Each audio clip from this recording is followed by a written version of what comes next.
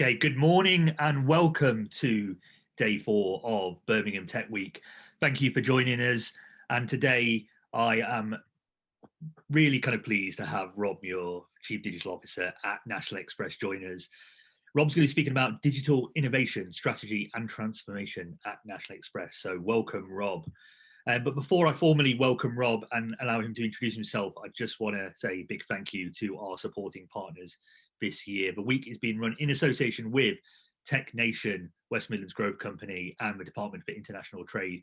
Big thank you to all the work you do both in the West Midlands but across the country and internationally, promoting what we do, helping businesses export, but also encouraging inward investment as well. And of course, the week wouldn't be possible without our wonderful sponsors. Big thank you to NatWest for being the headline sponsor and for all they do across their innovation accelerators and entrepreneur accelerators across the country, and to Copper Culture Group, BJSS, Sidetrade and BMET for their generosity and support.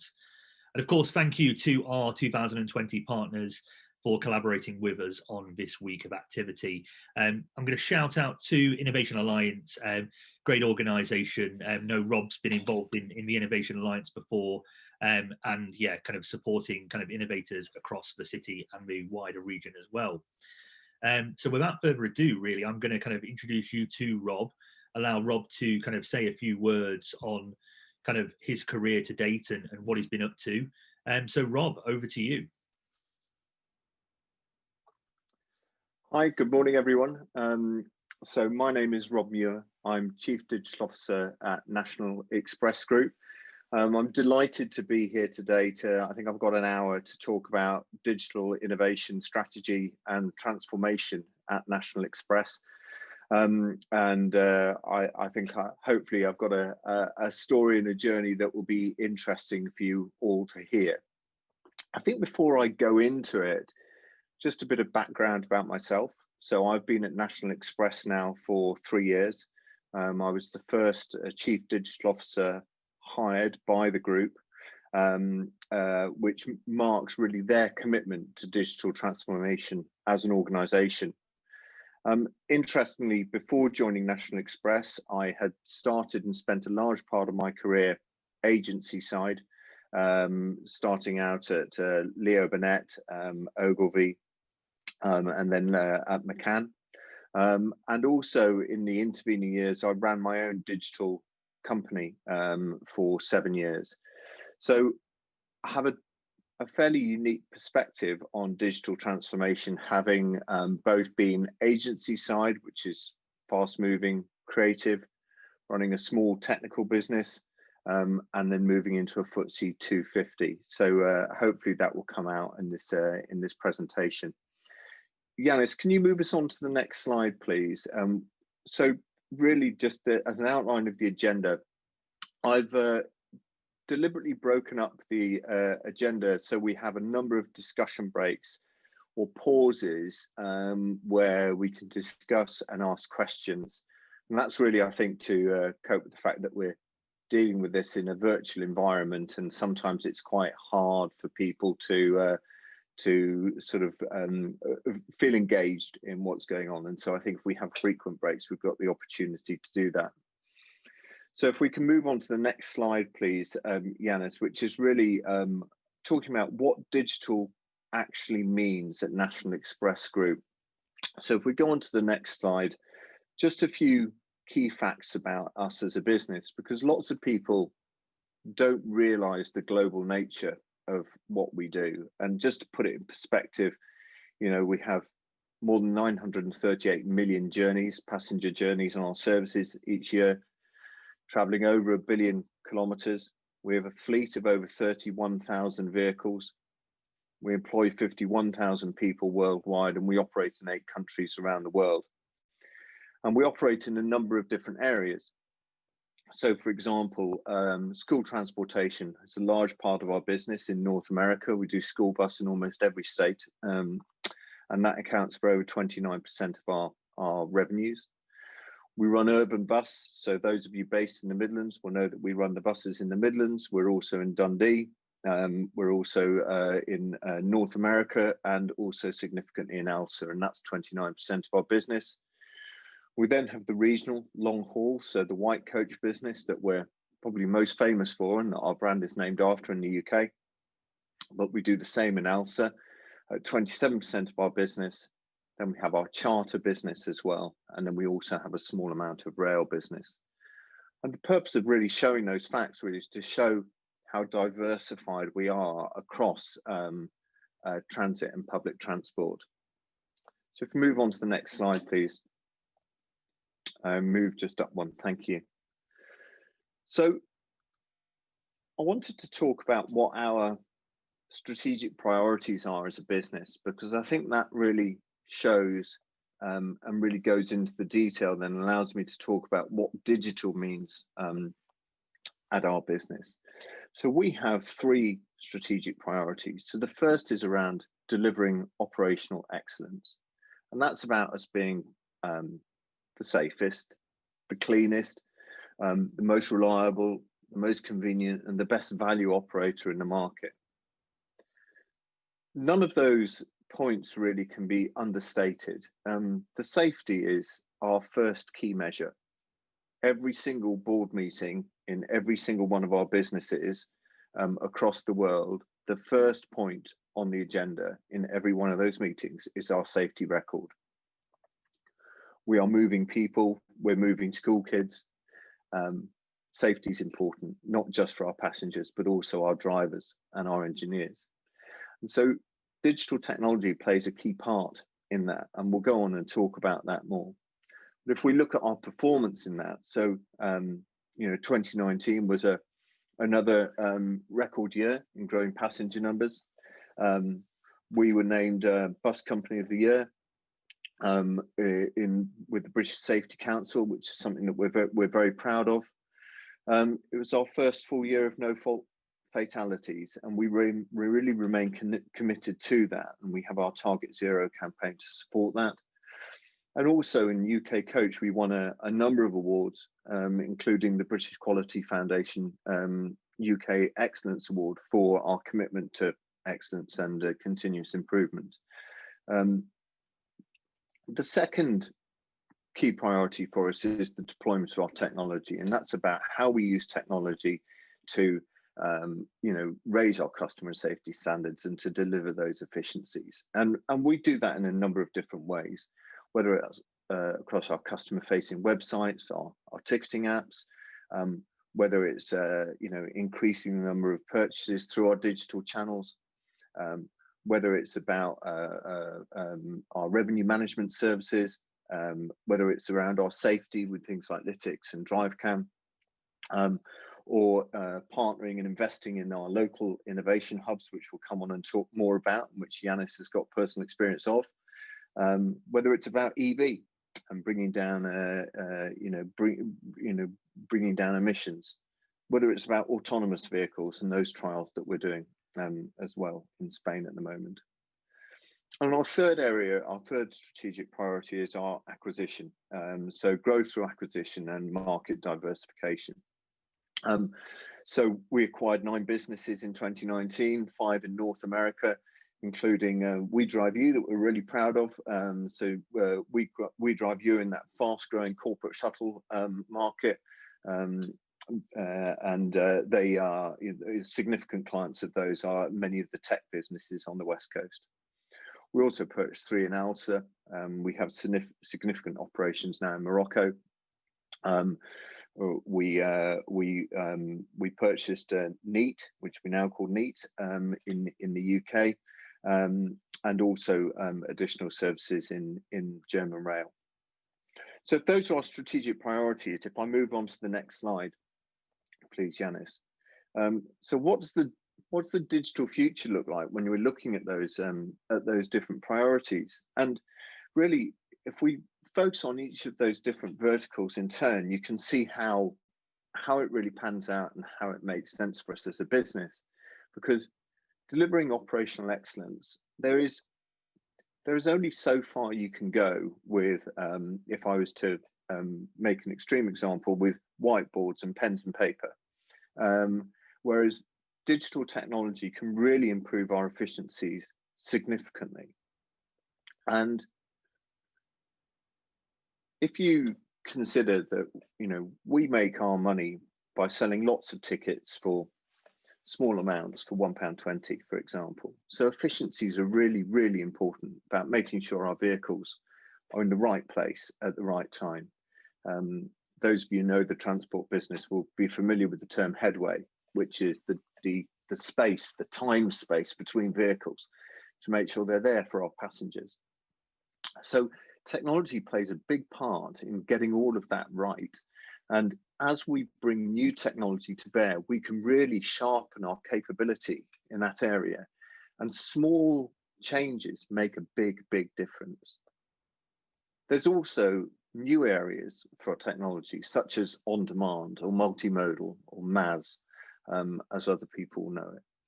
And we're constantly looking at how we're doing that, as well as looking at how we increase our ancillary revenues. So additional areas of sales for us, whether it be seat reservations on coaches, for example. So that all of that operational excellence through technology and digital technology is key to us. Then with our second priority, it's obviously easier to see how it fits, whether or not that's, as I said, about revenue management services, analytics software, working really closely in developing innovation hubs that have a real grip and have a real purpose for our business. So for us, innovation is not about driving the PR. It's about exposing ourselves to businesses and to ideas that we simply haven't thought of, and that we can apply to our business to really make ourselves more efficient, open up new revenue streams, and we'll talk about that. There's also the rollout of our strategic partnerships with some of our technology partners. So, for example, we work really closely with Lytx DriveCam, which is a big safety system that we use around driver fatigue as well. And then there is our technology platforms. So this is a big area that I believe in really strongly, which is about how we develop our platforms to enable ourselves to be more microservice based, using APIs, so that we can work with more people more easily, but also expose ourselves to new sales channels as they come on. And that really fits in with the development as well of multimodal solutions and on-demand. And then there's our growth through acquisition and market diversification, which is okay. Well, what assets are we buying? What businesses are we buying that can provide future platforms for growth for us, such as We Drive You? But then within that digital future, there is always our ongoing challenge, which is across all of these different things. The questions that I'm always asking and that we're always challenging ourselves with is, well, how can we do it? How can we do it more quickly? How can we deliver solutions quickly? And as you move from agency to small business to FTSE 250, that speed is really difficult to achieve sometimes, purely because of the complexity of our systems or the complexity of our security arrangements. But speed is really important, but we have to do it in a way that doesn't compromise our safety. And so that's always a challenge. And it's also, how do we bring innovation into the business quickly? And that's not just about finding businesses with good ideas, but it's about how we work with those businesses to ensure that they are able to integrate into our business quickly. And then lastly, it's about how we use our data and make our data available to everyone within the business to make decisions quickly and have that data in an accessible format. So if we move on to the next slide, I'm gonna pause there, because really what the purpose of that piece was to talk about, what does digital mean to us as a business? And what I've deliberately done is I've gone back up to our key strategic priorities that we talk about. It's on our corporate website, and it's what we talk about to the city, but showing how digital plays a real part in delivering those three priorities. But I'll pause there for any questions. That was great, Rob. Really kind of clear to see how you are starting first with your kind of strategic priorities and then linking that into technology and innovation, which is refreshing to see, because having kind of the pleasure of working with a number of kind of startups, scale-ups and corporates, and that's not always the case, right? People struggle, and I'm sure you've seen that throughout your career. What I'm really interested to see is, you talked about the future a little bit there, and of course the emergence of smart cities right now. And what I'm keen to know is kind of, where does that fit in with the kind of National Express strategy, and also the innovation that you're considering, both through acquisitions or kind of in-house capabilities? Thanks, Yanis. It's a good question. So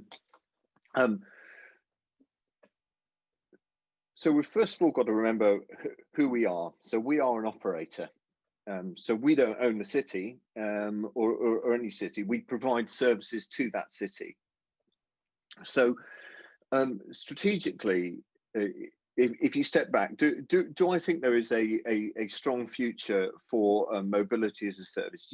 Yes, I do. I think you can see how that can work well in cities.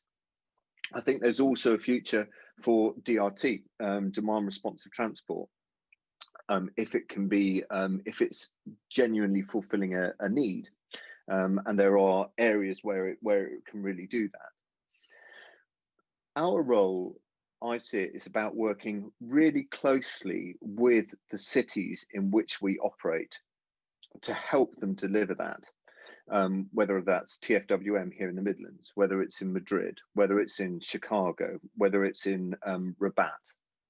It's about understanding the needs of those different cities and working with them to really help deliver that. Some work we did a couple of years ago divides cities worldwide into three different layers: tier ones, tier twos, tier three cities. And we index really highly with tier two cities, which are defined by the fact that they have quite a large urban spread.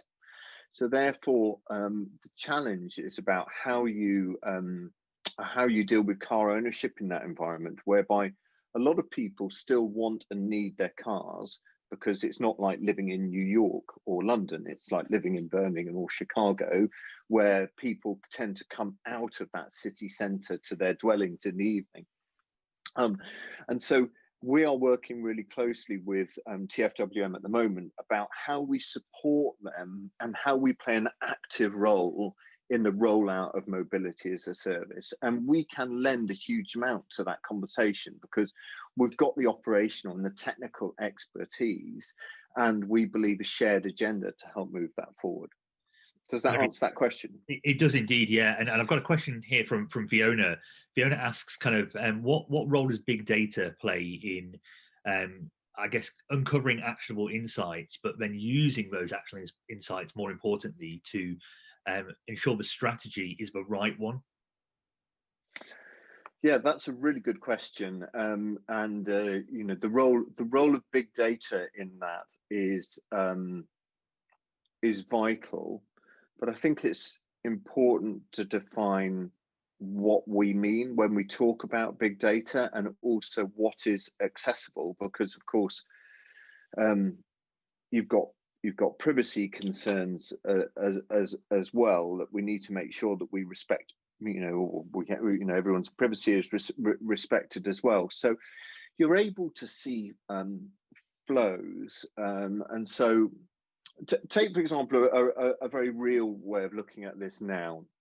With the impact of COVID worldwide, it has changed the transit infrastructure in every city across the world, because in the UK, various areas have had to be shut down and are reopening. And it's kind of, well, how are those corridors reopening? How are people choosing to travel again? Do we just go back to putting the routes on that we always used to have? Or do we use our data to allow ourselves to make more informed decisions about where people are traveling to? So that's how I'm interpreting that big data question, which is about really trying to understand better flows and how people are moving around. Very interesting. Very interesting. I think they're all the questions we've had come in so far. So yeah, we can kind of move on to the next section if that's all right, Rob. Great. Okay, so if we can move on to, we're going to move on to now how strategy and innovation work together. So that's slide 8, please, Yanis. So I've just got a couple of slides here. So if we started the presentation with our strategic priorities as a business, okay, so what is our innovation strategy and how does that fit with that? So we genuinely believe that innovation, if done properly, can help grow our business. It can establish very helpful relationships, you know, in the cities that we work in around the world. Yes, it can also deliver positive PR for the business, but we see it as being a way that we can continue to drive profitable growth for the business, and also developed ties with local partners, be that universities, research institutions, or innovation hubs. And that's why we come to this sort of three-legged approach to our innovation strategy. And you can look at those in terms of almost a time horizon of the things that you're looking at. So I'm gonna start actually on the right-hand side of this slide with our innovation teams within each business unit, which is about cross-departmental innovation, looking at how we work on problems that we already know exist, but working them on them, in different ways. And that's, to many of you listening, I'm sure it will sound a bit of a lesson of the bleeding obvious, but it is about getting different departments to work together and to share knowledge. And please don't misunderstand that to think that, you know, there are arcane working principles. They're not. It's just that everyone's busy, everyone's got an objective, everyone's got an objective against their annual review. They've got things that they need to land, they've got commercial things that they need to deliver for the business, and sometimes actually stopping to kind of go, I'll tell you what, let's look across the business, let's look across the departments and see where solutions can come from, is the first and best step you can make with innovation, which is we have a great deal of expertise in transport.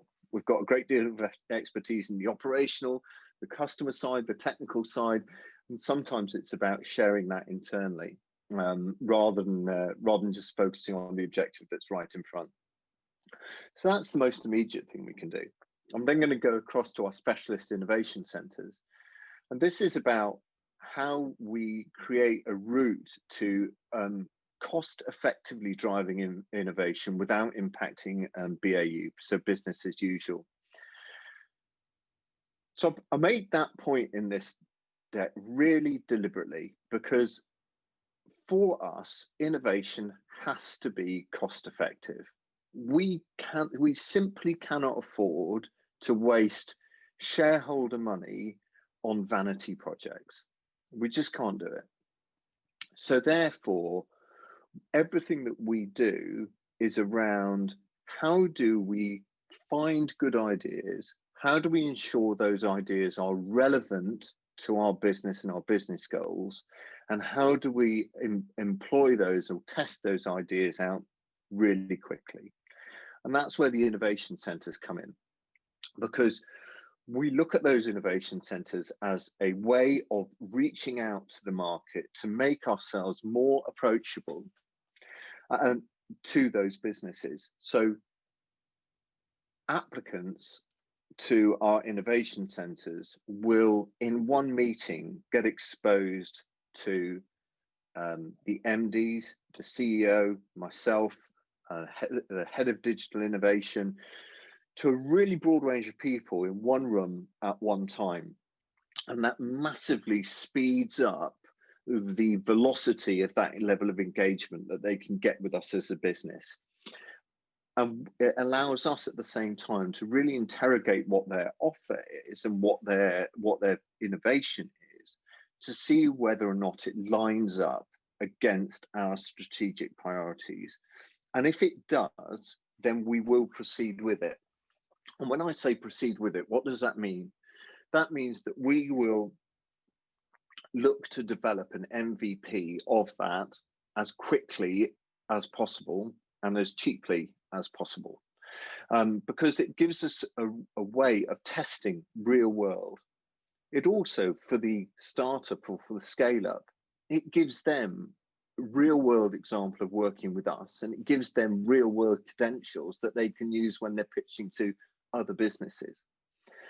And the governance that we put around that is it has to deliver on one of 4 criteria, which are below these boxes, which is, will it either deliver additional revenue? Will it increase operational efficiency? Will it increase safety, or will it increase customer satisfaction? And if there is not clear alignment with at least one of those, then we won't progress. The third area of our sorry, before I move on, I should say, and we do that here in the UK. So we've got Nexus, our innovation program in the UK. So we are in cohort 3 at the moment. As my little drumbeat for business, if you don't mind, Yanis, is to say, that's closing at the end of this month, cohort 3. But it's an ongoing process. So next year we will go into cohort 4, cohort 5, and they've been really successful for us. And so we run the same in Madrid, and in Chicago we run a slightly different flavor. We are part of City Tech. So we work really closely with the city of Chicago, solving innovation problems that the city as a whole has, which kind of goes back, I think, to answering one of the earlier questions. Then the third area of our innovation is around university partnerships, and this is much more longer term. So this is about working really closely with universities, with specialist transport and travel faculties, to expose our business to some of the early learning and research in that sector, and to help those universities by giving them access to real world data, and people who are working on the problem real time. So if I just move on to the next slide, please, Yanis, which is the collection of logos, really. So I just wanted to share this because we think that our internal view on the success of our innovation program today is really positive, because we've brought a number of businesses through our incubation programs, whether it's MEEP, which is MAS in Spain, whether it's City Swifter in the UK, or Hello Done in the UK. Vers in Speedy. I'm going to list them all now. Easy Mile, Find My Lost, Place Dashboard, or Don Cicletto. But we've worked with each one of these businesses and gone through to actually deploy them from MVP, and we're really proud of that, because what we've done is we've achieved a number of different things. So the first is we've managed to, as a business, work closely with those startups or scale-ups by assigning a sponsor within the business, within the relevant department that piece of technology is going to be applied. And we've gone through to MVP quickly, which has enabled us to build the business case to then deploy it.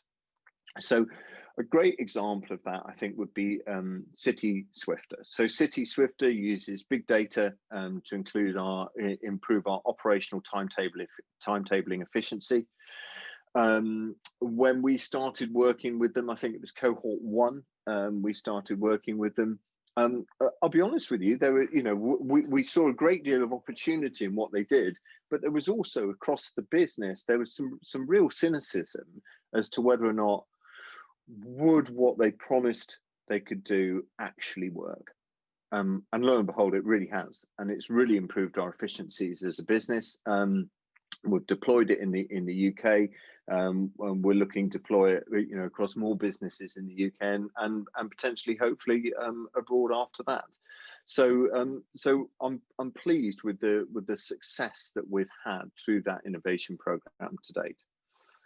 and long may it continue. And hopefully what that does, if I move on to the next slide, Yanis, which is really the discussion break, is hopefully that brings to life how our strategy and innovation can work together. Indeed. I'll pause for questions. Yeah, so Tina, straight in there, very quick, Tina. How do you prioritize all these ideas against each other? So that's a good question. The way that we do that is we go back to those 4 measures. So, what's going, which one of those is going to have an impact, whether it's on our revenue, our operational efficiency, our safety, or our customer satisfaction. Now, we see all of those in equal weight, because different areas of the business need help in different areas as well. So when we meet businesses and they pitch their ideas to us, we will, after that presentation, we will review it against those 4 criteria. And I think the other thing we will look at is, almost a bit of a Kano analysis of an effort reward. So how much effort for how much reward back? And that's a key part, really, in the way that we look at the decision making on it. Very interesting. And kind of one question here: with innovation being so fast paced, inevitably things will go wrong. What are some of your lessons from some of the failures? Well, lots of lessons. So let me pick up first of all about the pace. So what have we learned around pace? So we've learned the importance of having clearly identified sponsors within the business for that startup scale up, so that there is a clear point of contact, but also we're immediately transferring ownership, if you like, within the business away from the innovation team and into line of business. And that's a really important thing to do in order to make sure that the transformation and the innovation actually lands. Some of the other things we've learned, some really tricky ones. So for example, security. So security is, technology security for business our size is absolutely vital. And the work that our security team does is invaluable in protecting us as a business. However, we learned early on that not every startup and scale up is organized or prepared to answer a 30-page security questionnaire. Can put people off.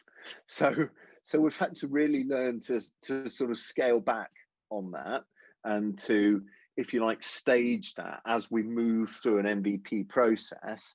So the initial security questions we'll ask might be quite light and quite obvious, but as the potential success of that partnership grows, our security questions will become more involved. Yeah, it's quite funny because obviously I've been on the program, and it's a great program. Took us through kind of so many insights around National Express, but I remember receiving that security questionnaire, and I was just thankful that obviously my business partner was from a technical background and was our CTO, and I could just kind of hand that over to him. But when he looked at it, he was like, Jesus, I don't think kind of like I've seen anything like this from the corporate clients that we've worked with in the past. So it's good that you've kind of adapted that. But I think necessary, right? Kind of security is such an integral part of any business, and it links very closely to passenger safety, which you talked about before. And I think kind of you touched on having a sponsor. That was great for us to work alongside Suzanne and be able to kind of feedback constantly or get feedback constantly was great. I think the other thing, Rob, that I found extremely beneficial was access to your customers, to actually go to the depot and talk to customers about the MVP and what we were considering, and completely shape the proposition. So yeah, that for me was great. Thanks, Yanis. So next question. So I guess there's two parts of this. One question is very specific, and it's do National Express work with tourist and cultural startups? But I guess the other question which links to that, which I've had come through, is what should a startup do before engaging with National Express? Okay, so So two very different but two very good questions. So do we work with tourist and cultural startups? Yes, we do. I think the question has got to be, against our four objectives, where does it line up? So is it going to grow revenue, in which case absolutely brilliant? Is it going to grow customer satisfaction, in which case absolutely brilliant? It might, but I can't see how it's going to improve safety or operational efficiency, just only knowing a couple of words. So I'd be kind of going to those two areas, and I think the question is, where is it ticking the box on those? And if you are going to be putting an application into the Nexus program, just make it really clear for us where the benefit is there. It always helps to tell us and then tell us again. That will help. Sorry, Yanis, what was the second question? So the second question was, as a startup, what would your advice be to those organizations in engaging with National Express in the first place? So I guess it comes back down to those four key areas that you're looking to innovate around, right? Yeah, I think it's, we acknowledge that, I can sit here and talk about our Nexus innovation program and how brilliant it is that we are open for businesses to pitch.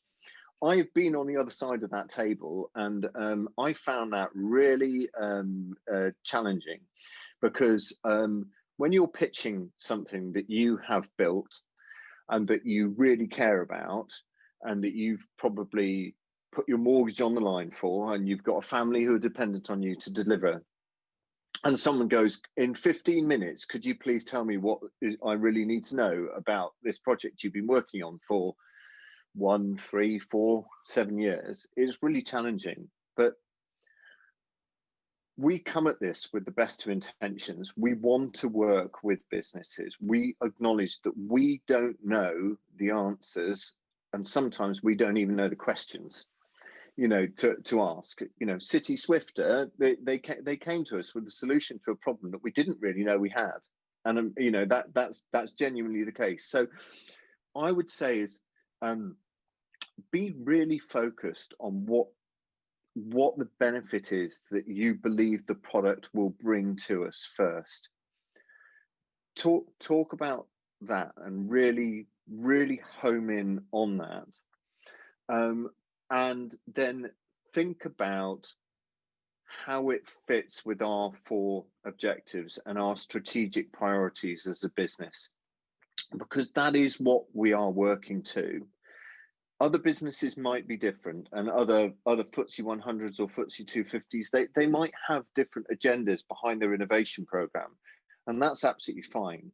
But ours really is genuinely to deliver that commercial impact to our business. So if you're able to show us, or to assert where you think that will be, that's great, and that's what we want to hear. And then we can get more into the detail of how something's been built or developed as we go through. Yeah, and again, having first-hand experience, I think one of the lessons, and it's always a benefit of hindsight, right, is we as an organization were very excited at all the possibilities. Actually, when we got exposed to the business, it was like, oh, we can help here, we can help there.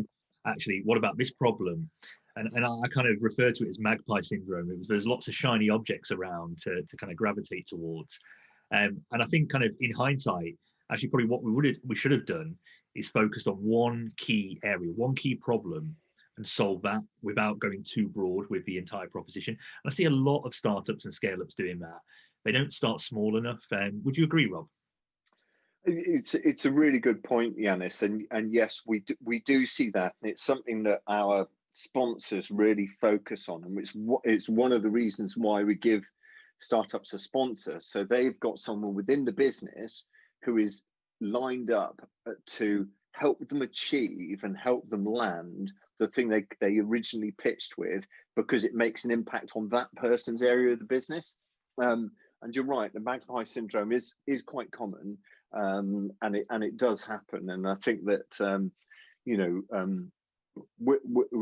I probably sound like a broken record, but we are really commercial. So we will focus on, well, what has actually been done and achieved, and what is the result of that.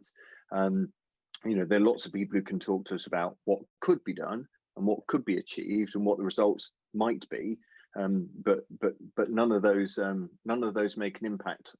Really, it's about what has been done and what is delivered. And one person asks, how do they get involved in Nexus? So we have a website, Nexus website, so there is the application link there. And let me I was going to say, I'll share it afterwards. I've got the link. So what we'll do is we'll share it with all the people that have attended and also registered. But also, what we'll do is when we kind of upload the video recording, we'll put a link to it there. So if anyone watches it on demand, they can kind of have all the access and information at hand. Well, thanks, Yanis. We'd really appreciate that. Thank you. Pleasure. Okay, should we move on to the next section, Rob? Yeah. Okay. So the next section is the challenges of transformation and why companies must innovate. So I think just before moving on to the next two slides, this was, this was a really interesting section of the presentation, really, because there's a great deal of honesty in terms of, okay, well, what are the challenges that big companies face with that? But then the second half of the sentence of why companies must innovate, it's kind of like, I think I'd be very surprised if there's any business, in FTSE 250 nowadays who says they don't think they need to innovate. I think everybody knows that they need to innovate. I think that message was landed a while ago. If I move on to the next slide, please, Yanis. So getting all McKinsey on everyone here, I just thought this was quite a helpful way of bringing some structure to that and to that question, which is that, if you apply this well-documented McKinsey test for innovation. What I've done is I've put in green the areas I think that we are doing well, and I've put in yellow the areas where I think we could do better, and I've put in red the areas that we're doing really badly. No red, I hope. So I think it starts at the top, which is that from an aspiration for innovation, it is regarded as key to the business. So in our monthly board meetings, I have a standing section on innovation to talk about, and we have targets within each business unit to deliver that. Have we chosen to invest in that? Well, yes, and as I think is clear from the slides that have gone before, we do invest time and resources into innovation through our existing programs. This year has been a really challenging year for it, but what's been interesting about it? So why do I say it's been challenging? It's been challenging as to how do we go to market with innovation and how do we recruit for innovation in a way that makes sense? What's really enlightening from a board level is nobody has said, times are tough, let's turn off innovation. That's not even been a conversation around the table. Why? The reason being is because what we have already delivered outweighs the investment that has been made. So it has already paid for itself and more. So why would we turn that off? So, and that comes back to really being focused, really focusing on that MVP business case and keeping the costs as low as we possibly can until we've proven out that there is a value in it and we've worked out how to scale it. So next was discover. So, do we actively develop our technology insights and explore new winning value propositions? Yes, we do. The first innovation program we did, we went out and we spent quite some time organizing a series of questions and challenges that we felt we needed to address as a business. And we put those out there for our first Nexus cohort. I think there were 7 or 8 of them. And then the 8th was a wild card. If you've got any ideas that you think hit our 4 criteria, please tell us. what was really interesting is of all of the applications, by far and away, the majority were around wildcard.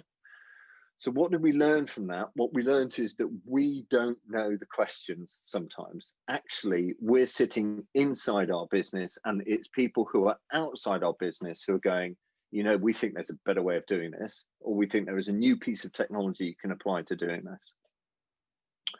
Evolve, are we continually, looking to create new business models to provide defensible and scalable profit sources? All the time, some of which I've touched on, whether it's MAS, whether it's DRT, and others of which clearly I can't talk about, but that's something that we're always looking at. Accelerate, are we beating the competition by developing and launching innovations quickly and efficiently? I genuinely can't answer that. I don't know. I think we move at a good pace. And more importantly, I think that we move at a pace that allows us to land successes. Could we go quicker? I think over time we will learn to go quicker the more we become used to and adept with working with it. But some of our measures are really, are not to be taken lightly, and by that I talk specifically about our safety measure. So I'm not going to rush to roll something out from a safety point of view that might actually have some unintended consequences, and so we need to be really careful of that. Are we scaling quickly enough? I think there is always improvement for a business of our size to do that, and so when I'm answering that scaling question, I'm looking at, well, if we've deployed something in the UK, have we now scaled that to ALSA Spain, ALSA Morocco? Have we put it into Bahrain? Is it in Geneva? Is it in North America? Boom, boom, boom. Have we scaled that out? And there is always room for improvement there. And I think, I think that's the nature of just being a multinational. Extend. Our aim is to create, are we extending our innovation networks? And are we reaching out into the community? Yes, I think I genuinely think we do. Could we do more of it? Yes, I think we could, but there is a balance, isn't there? And so we need to do that. Are we motivated, rewarded, and organised to innovate repeatedly? So I've scored us a mid on that, and the reason I've scored us a mid on that is because we are motivated, rewarded, and organised to deliver a return for our shareholders. That's what we're motivated to do, and I think that innovation plays an important role in that. And so therefore, I don't think we are motivated to innovate for innovation's sake. I think what we're doing is it's all about, is there something that's actually going to be landed from this? And I think that brings me on, Yanis, please, onto the next and last slide, which is, so if I was to summarize it, it's kind of like, so of the two themes that we've talked about, it's kind of like, well, transformation challenges our established ways of working. And there are things that we're constantly challenging ourselves on, agile versus waterfall. There's a great example of that. I really believe in agile ways of working, but I also believe it's important to understand what agile is. Agile does not mean don't scope. Agile means be nimble, be flexible in the way that you apply that scope, and that you might bring some additional benefits into that scope or additional technologies that can make that scope quicker to deliver, but it does not mean don't scope. And waterfall also has its values in different areas as well. Product management, something that we still continually work on, which is developing a product management culture. Digital natives and subject matter experts. So that's two very different types of people, within our business. A subject matter expert in scheduling might not be a digital native. So it's how you bring those two skills together. How we resource our digital products. projects effectively. So making sure that we're lining up enough resource to really land it, and working with MVP, which is something I believe in really strongly. And the role of innovation for us, it gives us new approaches to achieve our strategic goals. And I come back again and again to that, which it is that red thread from the strategy through to the innovation that I believe allows it to be successful for us. It challenges our established ways of working, but it doesn't steamroller them. So we respect them and we work around that. And it gives us a way of promoting product management, and it allows us, for our digital natives, to educate our subject matter experts. So hopefully, in the not too distant future, a digital native will be our subject matter expert. So I think that brings us on to the last slide, Yanis, which is last few questions. I think we've got, I'm not sure, we've got about 8 minutes left, haven't we, I think? Yeah, good timing. So got some great questions coming in. Actually, I think probably the question of the week from Wendy. Okay. She asks, how do you get over innovation paralysis caused by too much innovation choice as a consequence of innovation seduction?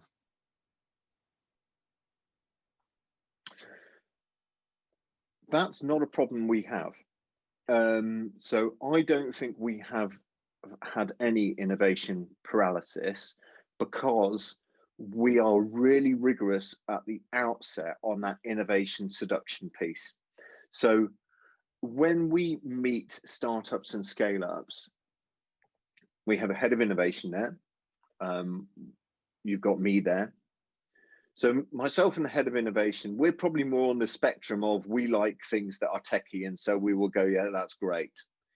We've also got our, our MDs and our CEO, and sometimes our CFO, they're more skeptical. They've seen a lot of people selling snake oil, and they're not prepared to waste time on things that we don't genuinely think have got some grip. So that innovation seduction piece happens once at that interview stage, where we meet sometimes some really interesting but crazy ideas that don't get through. Anything that gets through that barrier then gets progressed. That's really interesting, because it kind of touches on a point you made earlier, which is that balance of the digital native or people with digital knowledge versus the people of a subject matter expert. So in that same example there, you've got yourself as the chief digital officer, real broad appreciation of technology and innovation, but the CFO who's very much like, well, how does this impact the bottom line? So yeah, great there, Rob. And how difficult it is to operationalize some things. Sometimes it's easy to come up with an idea. Sometimes looking from the outside looking in, things can seem a great deal more simple than they sometimes are. And so that experience in deployment is critical at that first phase. Very true, very true. And now a question from Santosh around autonomous vehicles and AI, and linked to kind of safety, really. So kind of autonomous vehicles have the ability to improve passenger safety, but only at the right time. How is National Express considering this and kind of weighing up the kind of pros and cons? So we are testing AV in Madrid. We looked at some tests on the West Coast as well, and it is something that we are really open to. However, I think that there are a number of different factors that need to be borne in mind when you look at AV. So there is the technical capability of whether or not you can build a vehicle that will autonomously navigate a set of road junctions and a busy city environment. But you've then got the whole legislation piece that sits around that as well, which is, well, how do you legislate for that? What's your governance around that? What's your safety governance around that? And those are decisions that are not ours to make as the operator. They're the decisions for the city to make. And I think those are really, really difficult decisions. And that's, in my view, where the challenge of AV sits. It's not in the technical deployment of it, it's in the governance of it. Yeah, completely. Yeah, I think that's a thing that a lot of people kind of overlook, that governance piece, especially around kind of, you know, new and emerging technology. I mean, I've got a question more on a personal level, really. Someone wants to know kind of how they become a chief digital officer. They're currently kind of studying kind of digital at Leicester University. So yeah, just a bit of personal advice there. Crikey. Where do you start?